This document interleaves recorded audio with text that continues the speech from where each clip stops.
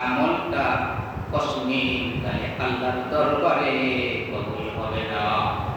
যদি আমরা একটা সরিষার দানা পরিমাণ এক টাকা যদি আমরা আল্লাহ রাস্তায় দান করি আর খুশি করার উদ্দেশ্য থেকে আমার আল্লাহকে, এই আমলটা আল্লাহর দরবারে গ্রহণযোগ্য হবে। এই জন্য ইখলাসের সহিত আমল করতে হবে, ইখলাসের সহিত আল্লাহর ইবাদত করতে হবে। একমাত্র আমার প্রভু আল্লাহ রাব্বুল আলামিনকে খুশির জন্য যা ইবাদত করব সব কিছু করব আমার আল্লাহ রাব্বুল আলামিনের জন্য। এই জন্য ভাইরা বন্ধুরা, নেক আমল করলে ফায়দা কি? নেক আমল করলে দুনিয়ায় ফায়দা আছে এবং আখিরাতেও ফায়দা আছে।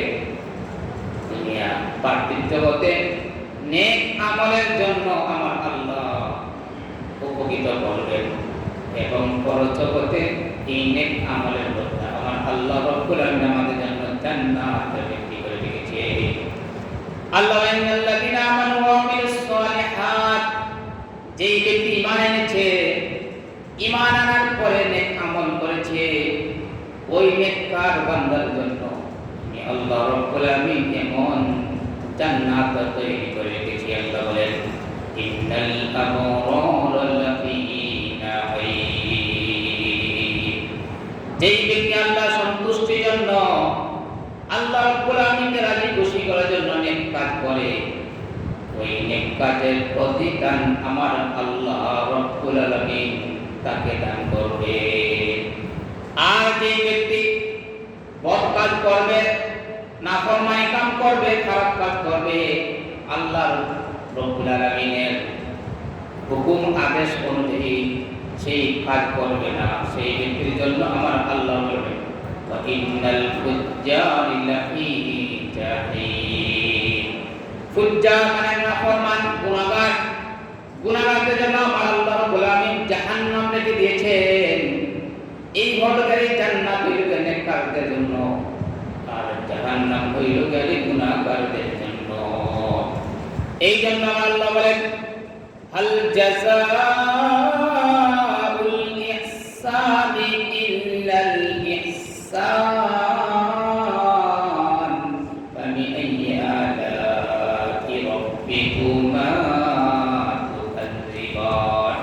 আমার আল্লাহ রাব্বুল আলামিন সূরা রহমানের 60 নম্বর আয়াতের মধ্যে আল্লাহ বলেন হাল জাযাউল ইহসান, যেই ব্যক্তি ভালো কাজ করে, সৎ কাজ করে, ওই সৎ কাজের জাযা কি, পরিণাম কি, পুরস্কার কি? আল্লাহ বলেন ইল্লাল ইহসান, নেক কাজের বদলা হইলে তাকে নেক কাজের পুরস্কৃত করা। ফাবিআইয়ি আলা'i রাব্বিকুমা তুকাজ্জিবান। এ দুনিয়ার বান্দা বান্দীরা, এ দুনিয়ার মানুষেরা, তোমরা আল্লাহর কোন নিয়ামতকে অস্বীকার করবে? আল্লাহর যে সমস্ত নিয়ামত দিয়েছে, কোন নিয়ামতকে তুমি অস্বীকার করার মতো নাই। এই আয়াতে বুঝতে পারলাম যেই ব্যক্তি ভালো কাজ করবে, নেক কাজ করবে, ওই নেক কাজের বদলা আমার আল্লাহ রাব্বুল আলামিন তাকে পুরস্কার দান করবেন। আমরা জানি নেক কাজের বদলা আল্লাহ রাব্বুল আলামিন আমাদেরকে জান্নাত দান করবেন। এই নেক কাজ করলে দুনিয়াতে ফায়দা আছে, আখিরাতেও ফায়দা আছে। দুনিয়ার ফায়দা কি? ওই দুনিয়ার ফায়দা বলতে গেলে আমি আপনাদের সামনে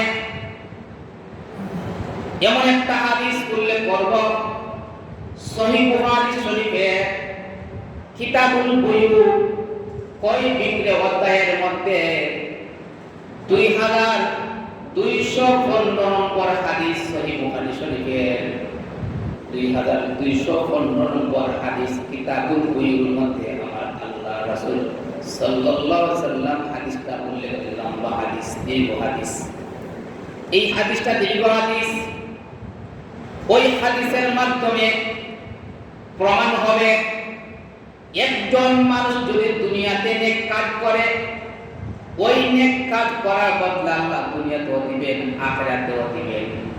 দুনিয়ার জিন্দেগি তাকে সুখের জিন্দেগি দান করবেন এবং আখিরাতে আমার আল্লাহ তার জন্য জান্নাত রেখে দিয়েছে। দুনিয়ার ফায়দা কি? তাহলে আসুন ইবনে উমর রাদিয়াল্লাহু তাআলা আনহু হতে বর্ণিত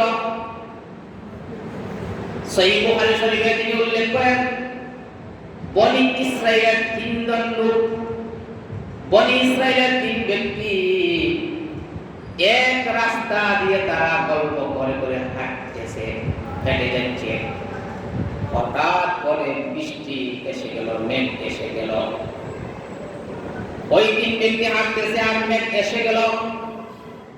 এখন কি করবে? এমন ঝড় এসেছে, এমন বৃষ্টি এসেছে, এখন কি করবে? ওই তিন ব্যক্তি একটা গুহার মধ্যে প্রবেশ করলো। একটা গুহার মধ্যে প্রবেশ করলো। ওই গুহার মধ্যে প্রবেশ করার পরে বৃষ্টির কারণে গুহার মধ্যে প্রবেশ করলো। আল্লাহর হুকুমে ওই গুহার মুখ একটা পাথর আসিয়া ডেকে ফেলল। ওই তিনজন এখন তো তারা বাড়াইতে পারে না, দুনিয়ার আকাশ দেখতে পারে না, এখন কি করবে? এমন অবস্থার মধ্যে তো কেউ জানে না, দুনিয়ার কোন মানুষ জানে না। তারা তিনজন দিনে গুহার মধ্যে আছে এবং গুহার মুখ কেটে গেছে, মুখ বন্ধ হয়ে গেছে, কি করবে? এমন সময় একজন আরেকজনকে বলতে থাকে, ভাইরা, দুনিয়া যদি কোনো নেক আমল করে থাকো তাহলে ওই নেক কাজের উসিলা করে আমার আল্লাহর দরবারে প্রার্থনা করো।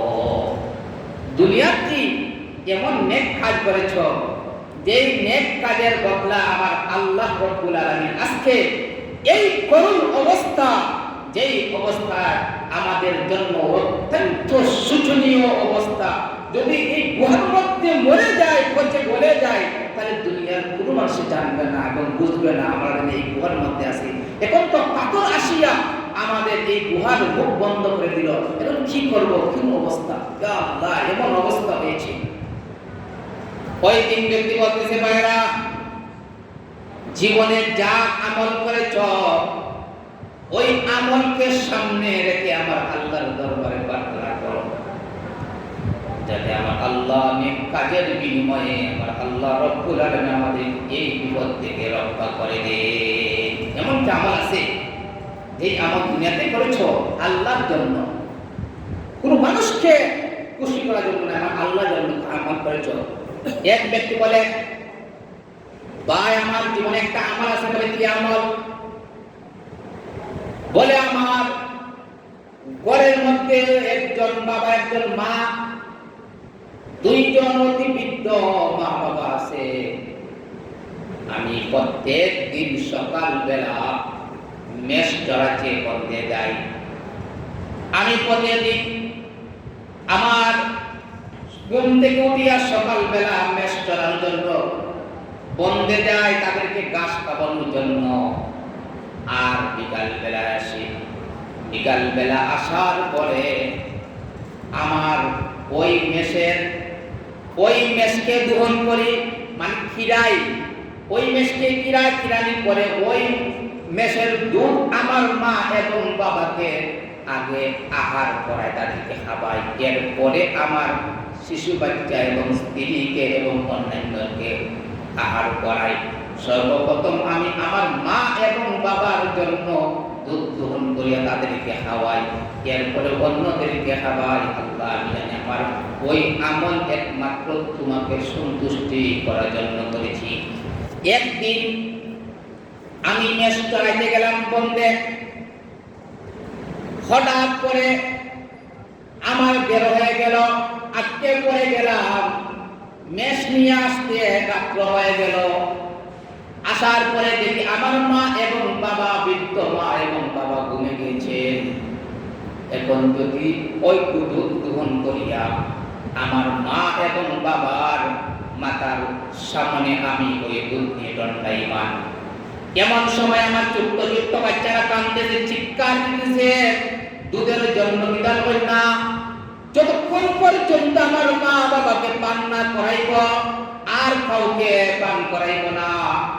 এই চিৎকার দিতে দিতে শিশু বাচ্চারা চিৎকার দিতে কাউকে খাওয়াই না। এইভাবে ওই দুধ নিয়ে আমার মা বাবার সামনে আমি ইমান। যখন ফজর হয়ে গেল, আমার মা এবং বৃদ্ধ মা বাবার ঘুম ভেঙে গেল। এমন সময় মা বাবা দেখতেছেন আমি মা বাবার সামনে দুধ নিয়ে অপেক্ষা করছি। মা গো, বাবা গো, যদি এখন তোমাদেরকে ডাকি তাহলে তোমাদের ঘুম নষ্ট হয়ে যাবে, ভেঙে যাবে, আমাকে বলতে দেবে, এই জন্য ডাকি না। ও আল্লাহ, ওই দিন তোমাকে রাজি খুশি করার জন্য, তোমাকে সন্তুষ্টির জন্য, মা বাবার জন্য দুধ রেখেছি, সারা রাত দেখেছি। আল্লাহ এর খাতিরে, ওই নেক কাজের খাতিরে, তোমাকে সন্তুষ্টি করার জন্য এই নেক কাজ করেছি। আল্লাহ তুমি যদি মাফ করে দাও তাহলে ওই গুহাকে মাফ করে দাও, ওই গুহার মুখ থেকে পাথর সরাইয়া দাও, যাতে করে আমরা ইয়া আল্লাহ তোমার আসমান দেখতে পারি। আল্লাহ তোমার সুশলা সুফলা শস্য শ্যামল আসমান দেখতে পারি। আল্লাহ ওই তার দোয়ায় আমার আল্লাহ রব্বুল আলামিন পাথরকে সামান্য ভাগ করে দিলেন। সুবহানাল্লাহ। ওই তার দোয়ায় আল্লাহ রব্বুল আলামিন সামান্য পাথরকে ভাগ করে দিলেন। তখন ওই ব্যক্তির দোয়া শেষ। দ্বিতীয় ব্যক্তি বলতেছে, ভাই তোমার কি আমল আছে? বলে আমার জীবনে একটা আমল আছে। বলে কি আমল? বলে আমার একজন ছাত্র বোন ছিল, ওই আমার ছাত্র বোন সুন্দরী বোন, ওই আমার ছাত্র বোনের সঙ্গে আমি প্রেম করেছি, ভালোবাসা করেছি, ভালোবেসেছি আমার ছাত্র বোনকে। যেইভাবে একজন অপরজনকে মহব্বত করে, প্রেমিক প্রেমিকা যেইভাবে একজনকে অপরজন মহব্বত করে ভালোবেসে, এইভাবে আমার ছাত্র বোনকে আমি মহব্বত করেছি, আমি ভালোবেসেছি। একদিন আমার ছাত্র বোন বলে, ভাই ভাই আমাকে কিছু টাকা দাও, তাহলে তোমার মনের বাসনা আমি পূরণ করে দিব। তখন আমি বললাম, কত টাকার প্রয়োজন? বলে 100 দিনারের প্রয়োজন। ওই ব্যক্তি 100 দিনার আনিয়া দিল। 100 দিনার আনলো, আনিয়া ওই মহিলাকে দিল, আর বলল আমার মনের বাসনা পূরণ করো। বলে হ্যাঁ পূরণ করবো। 100 দিনার দিয়েছ, 100 দিনারের বিনিময়ে তোমার জীবনের সমস্ত মনের বাসনা পূরণ করব।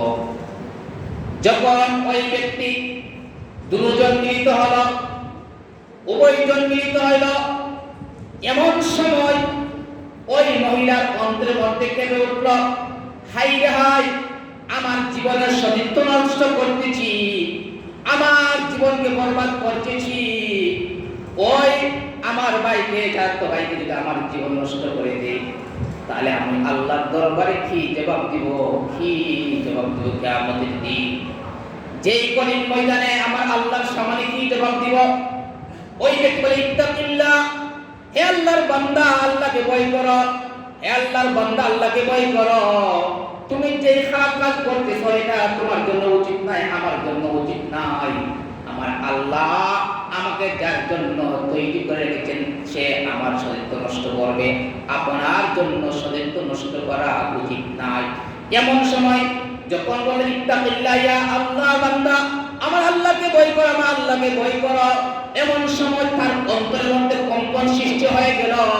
সঙ্গে সঙ্গে ওই মহিলা থেকে সে বিচ্ছেদ হয়ে গেল, দূরে সরে গেল। বলল, আমি আমার আল্লাহকে ভয় করি, তোমার সঙ্গে আর আমি খারাপ কাজ করব না। হে আল্লাহ, ওই উসিলা করিয়া ওই দিন খারাপ কাজ থেকে আমি রক্ষা করেছি, নিজেকে, নিজের নফসকে রক্ষা করেছি, নিজের সতীত্বকে রক্ষা করেছি। আল্লাহ এই উসিলা করিয়া আল্লাহ আজকে এই করুণ অবস্থায় ওই পাথরের মুখ আল্লাহ তুমি সরাইয়া দাও। ওই ব্যক্তির দোয়ার বদৌলতে পাথরের মুখ আরেকটু সামান্য সরে গেল, আরেকটু সামান্য পাক হয়ে গেল। দেখুন কিভাবে আল্লাহকে ভয় করেছে। আর বর্তমান যুদ্ধ এইভাবে তো একটা মানুষ এই গুনাহ থেকে বাঁচা তো দূরের কথা, এই গুনাহ কাজ করতে আরো মনে চায়, কিন্তু ওই আল্লাহর বান্দা এত করুণ অবস্থায় এই খারাপ কাজ থেকে নিজেকে সংযত করেছে, নিজেকে বাঁচিয়ে রেখেছে। ওই বলতেছে, আল্লাহ এই কাজটা তোমাকে বই করিয়া তোমাকে ডরাইয়া আল্লাহ তোমার জাহান্নামের আগুন জাহান্নামের শাস্তিকে বই করিয়া আল্লাহ আমি এই করুণ অবস্থায় খারাপ কাজ থেকে নিজেকে আমি বিরত রাখছি আল্লাহ এই উসিলা করিয়া আমার দোয়া কবুল কর। আল্লাহ বলেন তুই ঠিক বলেছ, ইখলাসের সহিত আমাকে বই করেছ, ডরাইছ, আমি আল্লাহ তোর দোয়া কবুল করলাম। সঙ্গে সঙ্গে পাথরের মুখ আরেকটু 1/2 খুলে গেল। ওই দুই ব্যক্তির দোয়া পাথরের মুখ সামান্য ফাঁক হয়ে গেল, সামান্য হয়ে গেল ফাঁক। 3 নম্বর ব্যক্তি বলতেছেন, 3 নম্বর ব্যক্তি বলতেছে তোমার কোন আমল আছে জীবনে? বলে আমার জীবনে একটা আমল আছে। বলে কি আমল?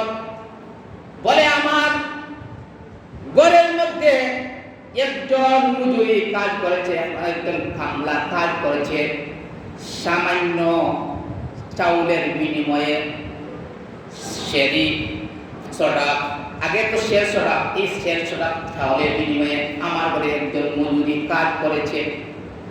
কাজ করার শেষ, দিনের বেলা শেষ হয়ে গেল, রাত্র আরম্ভ হয়ে যায়, সন্ধ্যা হয়ে গেল।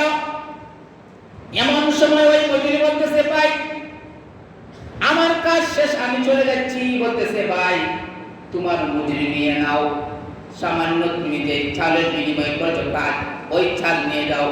বলে না আমার সময় নাই, আমি চলে যাচ্ছি। ওই ব্যক্তি, এটা তো কিচ্ছা কাহিনী নাই, এটা বুখারী শরীফের 2215 নম্বর হাদিস, লম্বা হাদিস। এই জন্য হাদিস বলা উদ্দেশ্য আমাদের এই হাদিসটা আল্লাহ রাসূল কি বলেছেন সেটা আমরা শেষে বলবো। ওই ব্যক্তি চলে গেল, আর মালিক বলতেছেন যে ওই ব্যক্তির পাওনা আমার কাছে হয়ে গেল, কিন্তু ওই পাওনা জন্য কিয়ামতের ময়দানে আমি আল্লাহর কাছে দায়ী হয়ে যাব। সে তো আমার কাছে কাজ, আমার দরবার, আমার ঘরে কাজ করেছে, আমার কাজ করেছে। আল্লাহ রাসূল বলতেছেন এ দুনিয়ার মানুষেরা, তোমরা যার আতায় কাজ করাইবে তার গায়ের গাম শুকানোর সঙ্গে সঙ্গে আগে আগে তার মজুরি দিয়ে দিবেন, মজুরি দিয়ে দিবেন তার গাম শুকানোর আগে। এই জন্য যখন আমরা মজুরি দিয়ে কাজ করাইব, সঙ্গে সঙ্গে কাজের বিনিময় তাকে সঙ্গে সঙ্গে দিয়ে দিবে। ওই ব্যক্তি চিন্তা করে গেল, বিছানা তো চলে গেল, বিছানার এই সামান্য চাউল আমি কি করবো? বলতে চালে ওই চাউলটা বাজারে বিক্রি করলো, বিক্রি করিয়া ওই চাউলের মাধ্যমে সে একটা গরু ক্রয় করলো।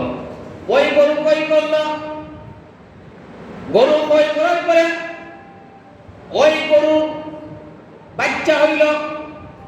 এইভাবে বাচ্চা হইতে হইতে অনেক গরু হয়েছে। ওই গরু রাখার জন্য একজন রাখাল নির্বাচন করলো, রাখাল রাখলো।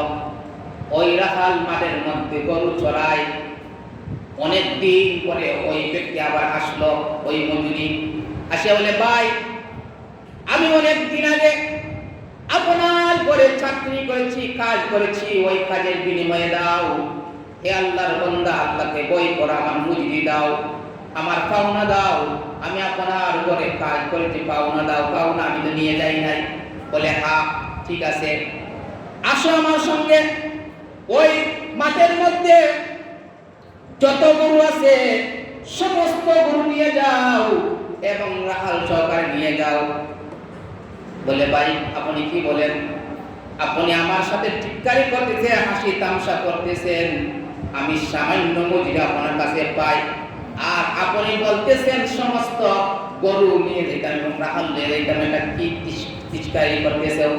বলেন না ভাই আল্লাহর কসম, তোমার সাথে আমি টিটকারি করি না, হাস্যকর করি না। তোমার ওই চালের বিনিময়ে আমি একটা গরু খরিদ করেছি, ওই গরুর মাধ্যমে সমস্ত মাঠের গরু হয়েছে। এই জন্য এটা তো আমার না, এটা তোমার পাওনি, তুমি সব কিছু নিয়ে যাও। ওই ব্যক্তি সব কিছু নিয়ে গেল। ওই পানি বলতেছে আল্লাহ ওই ব্যক্তির পাওনা আমি তোমাকে খুশির জন্য ওই পাওনা, সামান্য পাওনা দিয়ে আমি তার অনেক উপকার করেছি। আল্লাহ তোমাকে রাজি খুশি করার জন্য, আল্লাহ তোমাকে সন্তুষ্টি করার জন্য, কোনো মানুষকে সন্তুষ্টি করার জন্য করি নাই। আমার আল্লাহ বলতেছেন এই আমলটা আমার আল্লাহর দরবারে কবুল হয়েছে।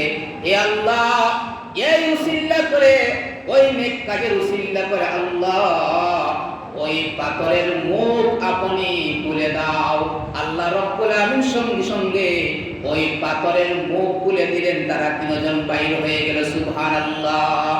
ভাইয়েরা বন্ধুরা, ওই হাদিস থেকে বুঝতে পারলাম নেক কাজ করলে আমার আল্লাহ রব্বুল আমিন দুনিয়াতে বদলা দেন এবং আখিরাতে বান্দা বান্দির জন্য আমার আল্লাহ রব্বুল আমিন কি নিয়ামত রেখে আল্লাহ বলেন, মালা আইনুন রাআত ওয়ালা উযুনুন সামিআত ওয়ালা খাতারা আলা কলবি বাশার। এ দুনিয়ার মানুষেরা, নেক কাজের মাধ্যমে আমার আল্লাহ রব্বুল আমিন দুনিয়াতে ইজ্জতি জিন্দেগি দান করবে। আমার আল্লাহ দুনিয়াতে তোমাকে সম্মান দান করবে এবং আখিরাতে আমার আল্লাহ রব্বুল আমিন এমন জান্নাত রেখেছেন, যেই জান্নাতের মধ্যে অসংখ্য অগণিত নিয়ামত রাজি রেখেছেন, যেই জান্নাতের মধ্যে অসংখ্য অগণিত নিয়ামত রেখেছেন।